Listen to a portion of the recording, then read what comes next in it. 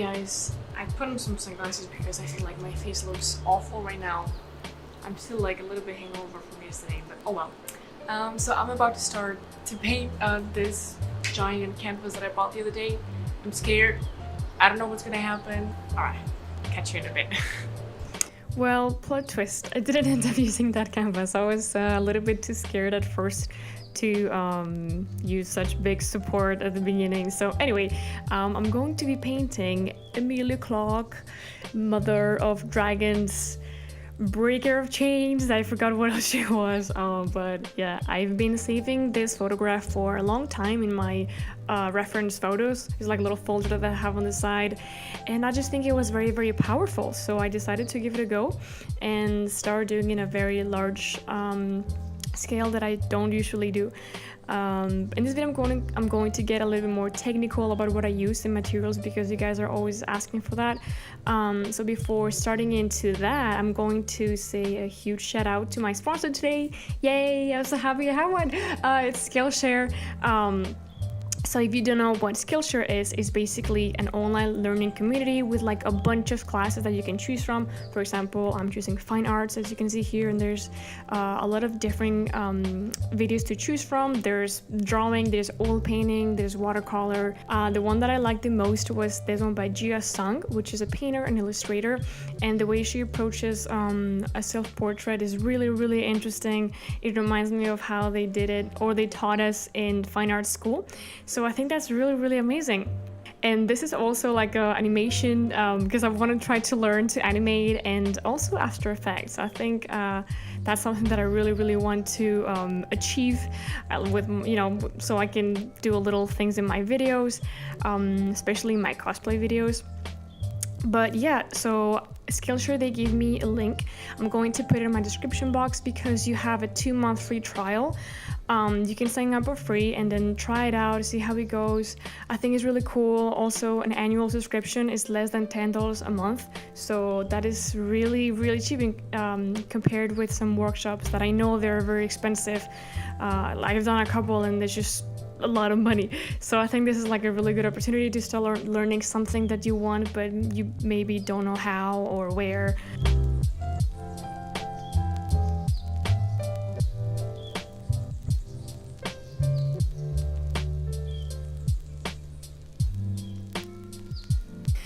So moving on to the painting, as I said, I'm going to try to explain what I'm doing, although it's very hard because sometimes I'm more driven by my intuition than a technical skill. But for example, right now what I'm doing is I'm using some burnt sienna oil painting. The brand that I use is Gamblin.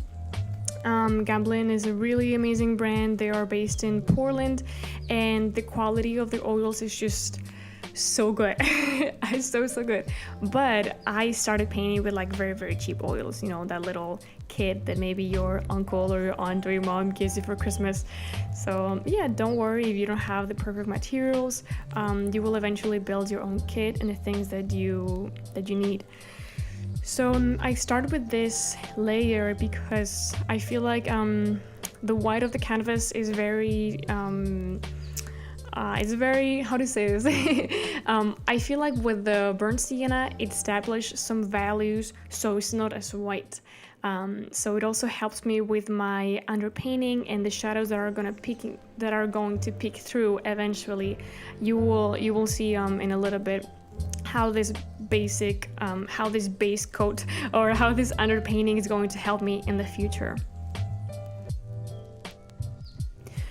If I'm being honest, I know I say this a lot, but it's just the truth. I was going to give up like now and then in the next 10 minutes, and I actually put it on a side. I waited for like a couple of days, and then I picked it up again. So that's how it goes. Not everything is like as smooth as it seems. Anyway, so here I'm using this Treacle, I think that's how you say it, Treacle brushes, and again, they're very, very nice quality. They're just so soft, and especially this one that is like flat. I love the ones that are flat. I feel like you can get really cool shapes and in a very clean way, because I have some of the cheap brushes, but you can tell they don't pick up the oil as good as this one. But anyway, I'm gonna have all my materials this time in the description box. I usually don't put them, but this time I will. And yeah, so here for example, I'm just like, I don't really know what I'm doing. I know that I'm just trying to, what I'm doing is I'm trying to look at the reference photo and making my eyes a little bit blurry so I get the general shapes. I'm not going to get into details until later on. And yeah, the one thing that I struggle with a lot is the shadows. I feel like I've talked about this in a previous video or something, but I feel like I don't really know what color are the shadows sometimes, and I feel like you can make the shadows any color. You can make them blue or green or orange or red. It's a matter of preference, but that's how I struggle, and I've tried to use a different palette, like more into the blues, into purples, but I just can't. I just can't. I'm always driven by these warm tones. It just feels good to me. It feels right, and I know that it's also very nice to change every once in a while, and I've tried to change my palette, but I just don't know how to do it. Seriously, that's it. There's no mystery to it.